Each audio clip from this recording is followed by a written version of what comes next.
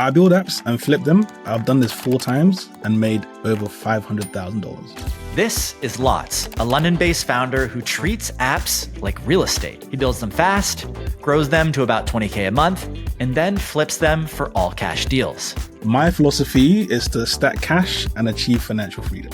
Since 2022, he's done this 4 times and made over $500,000. But here's what makes his approach different. Most founders get obsessed with their idea, but Lots doesn't. He builds to sell. I'd rather take 2 to 3 years of profit up front than grind for a decade. His philosophy, cash out fast and move on to the next one. I asked Lots to come on the channel to break down his entire build to flip playbook. And in this video, we'll dive into how he builds and grows his apps in just a few weeks, his exact framework for finding ideas that can sell fast, and why building to sell beats building to scale for most business ideas that are started today. This one you cannot miss. Let's get into it. I'm Pat Walls, and this is Starter Story.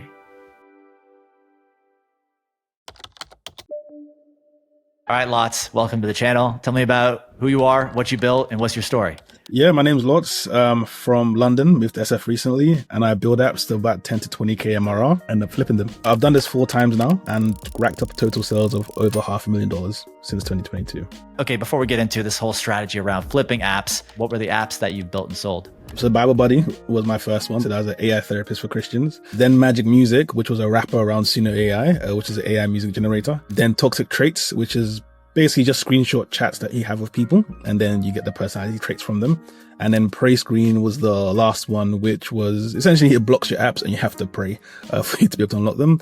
You could probably see there's this kind of Christianity thread going through all of them as well. And we've scaled to over 1 million users across all the apps that we have. Revenue wise, have done over 500K, of course, as well. Okay, cool. Well, thanks for sharing that. Before we get into the kind of build, flip, and sell strategy, I want to understand how you even get here. How do you get to this point where you've flipped 4 apps?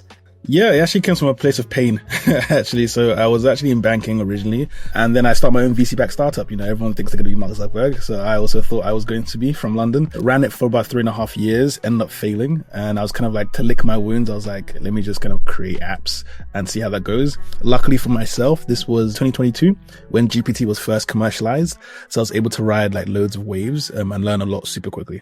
So I want to dive into that first app that you built. Did you always have this idea that you were going to be building and flipping apps? How did that first flip go? What's the story behind it? How I got the idea originally was just obviously GPT came out. A lot of people were doing like Bible GPT, but a lot of people were doing like Q&A. It's kind of you ask questions, you get something back about the Bible, and that wasn't really helpful.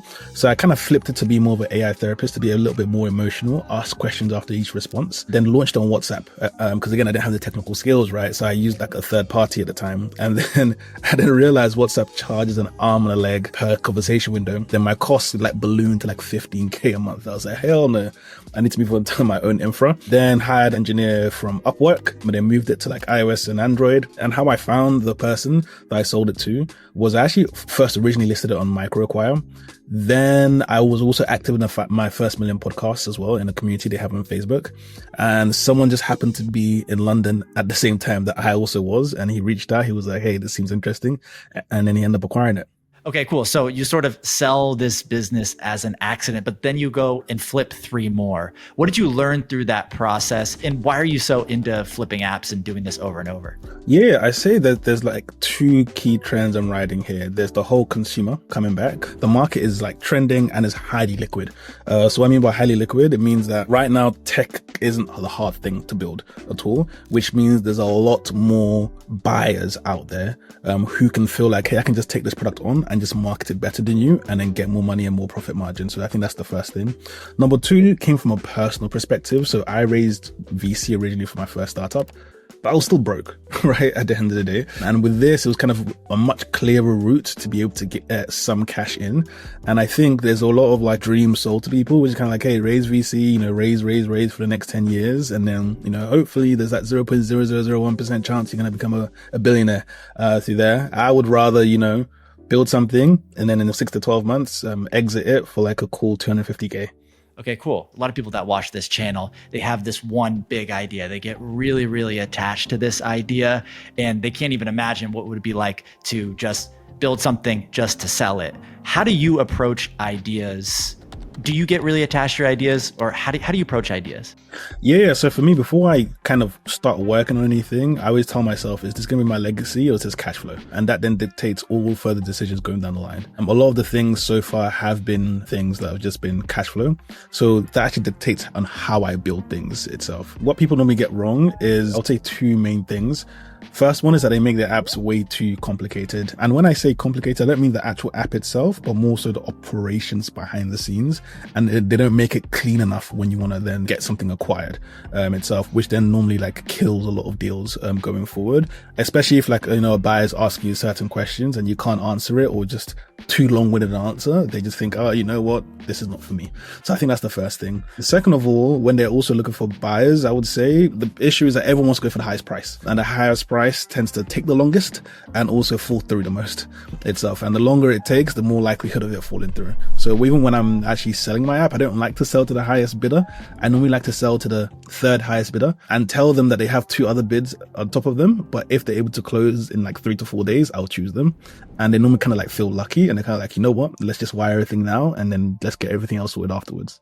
I want to tell you about a new tool that makes it even easier and faster to build: Rocket. Rocket lets you go from just a few sentences to a full stack app. Just describe your vision, and in a few minutes, you will get a complete functional app.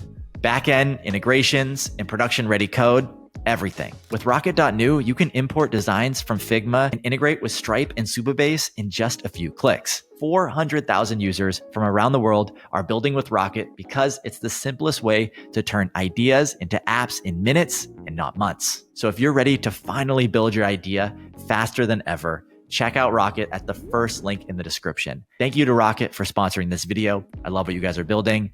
All right, let's get back to the video.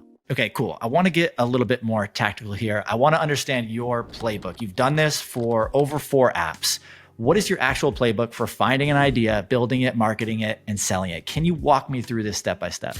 Yeah, for sure. So I'd say like step 1 is spotting trends in the App Store. And how you do that is actually pretty simple. You just essentially go to the App Store and be able to see, okay, who is currently number 1 in the different categories.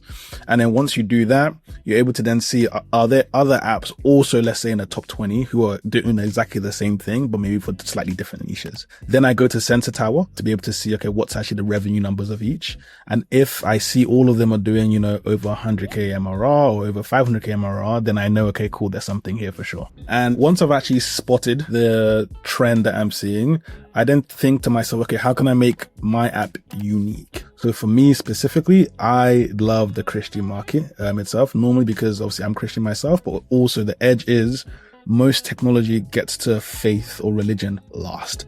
And I want to be the one to kind of like pioneer that on the end. And then step number 3, I would say, is make the app a single player. So whenever I speak to people, a lot of people try to do this whole kind of socialness for the app, where it's kind of, oh, you need somebody else to be able to come in for you to be able to get value. But I always say, like, make your app single player, something that someone could do on their own without having to invite anyone else in to get that initial value.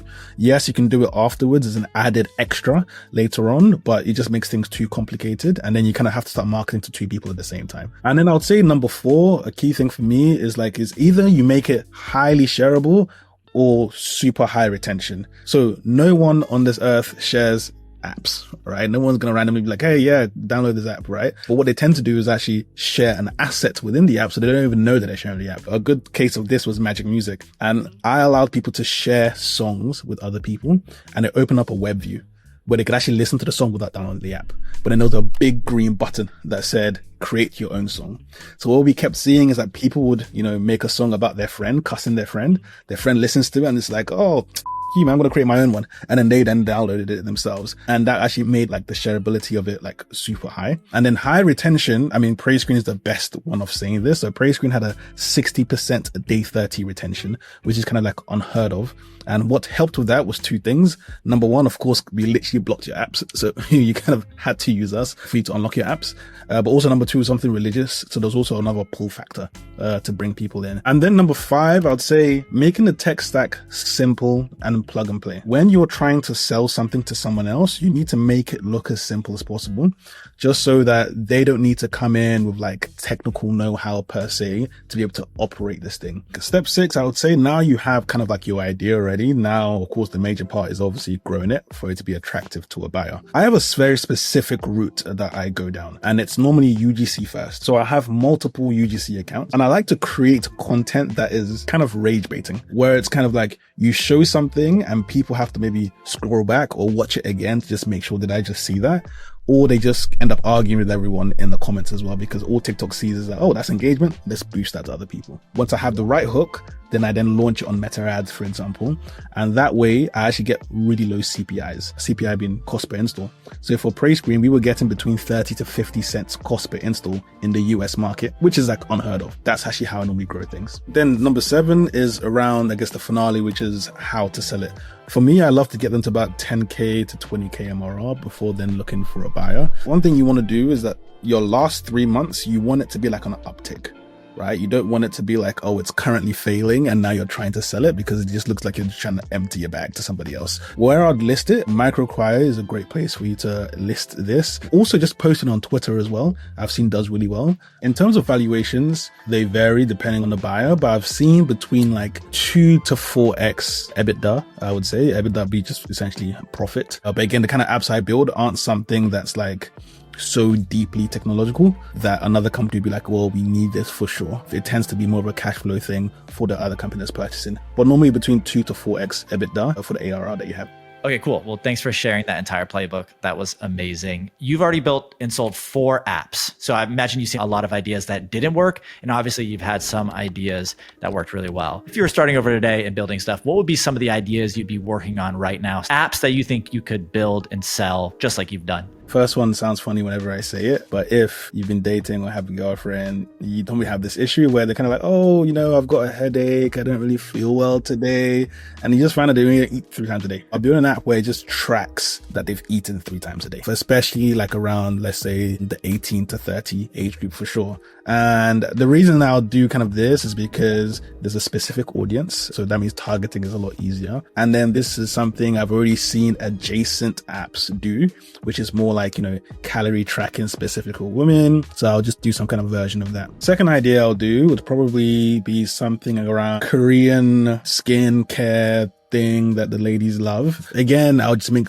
this kind of like tracker. You can take a picture of your face, kind of like the Looks Maxin, but just more specifically like the Korea glass skin, just because there's already a big trend around it. People are already spending real money on real procedures. So you already know the propensity to spend already is there. And then I call this Chill Guy AI, but it probably doesn't really make sense. So I've always kind of thought, yo, there should be like an app where I can just type in stuff about my girlfriend, for example, and then it just reminds me, and it just says, hey, you haven't had a date in, I don't know, 3 weeks. Here's a place, just click this button to book. Or like you haven't sent flowers to her in like 3 months.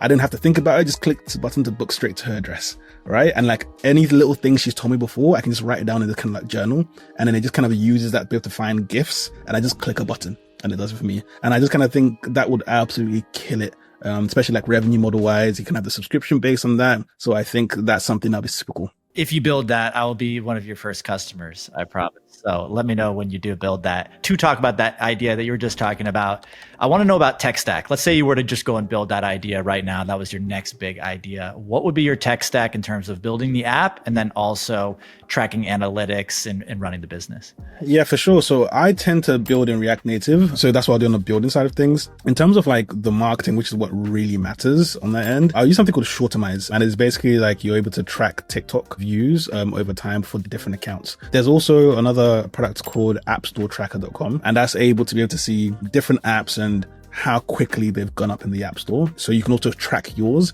and see if there's any changes in like the bios or the titles, etc., which can obviously help with ASO. And then the creator check. So this is something me and my co-founder were actually working on. Just think of it as like a Gusto, but specifically for UGC creators, where we do the calculations and payouts. Okay, and on that same note, for if you were to build Chill Guy AI, what do you think some of the costs and margins would look like for that business if you were to get it to, say, 10K a month? I would say all in all, you're looking at max $1,000 a month. I think the balloon costs come from the UGC side of things, and that depends on the amount of UGC creators that you get on board. So you could have 10 UGC creators, maybe you're paying 5 to 10K a month for them, and then what you get is 10 different videos every single day, which is super cool. And then on the margin side of things, you're looking to have something that's at least 70% profit margin. I would say it's for something to be super healthy. Last question that we ask everyone who comes on Starter Story. What would be your advice for someone starting over from scratch in 2025, building apps to sell? What would be your advice to someone watching? For sure, like my thing I say now is only play games you can win and always have an edge. And what I mean by that is like only play games you can win doesn't mean you always win, but at least when you lose, you know it's your fault. If I was to build another app, unfortunately, it wouldn't be Chill Guy AI. I just don't think I have an edge in that. But I would build another Christian app, but for maybe a different niche. Just because over time, I now have an email list of 1.2 million Christians. And, Meta has this beautiful thing called lookalike audiences. It makes it so much easier for me to get now a low cost per install whenever I want to build an app there. And operationally, it's just so much easier. Just kind of create a new app and just put it into the same funnel that you have. And then you can also cross-sell within your apps and actually sell ad space to another one of your apps for free. I think that's great advice. Thanks for coming on, Lots, sharing your entire playbook. Hopefully people will really enjoy this video. If you guys have any questions, put it down in the comments below. But otherwise, thanks for coming on, man. You're inspiring. Thank you so much. Bye.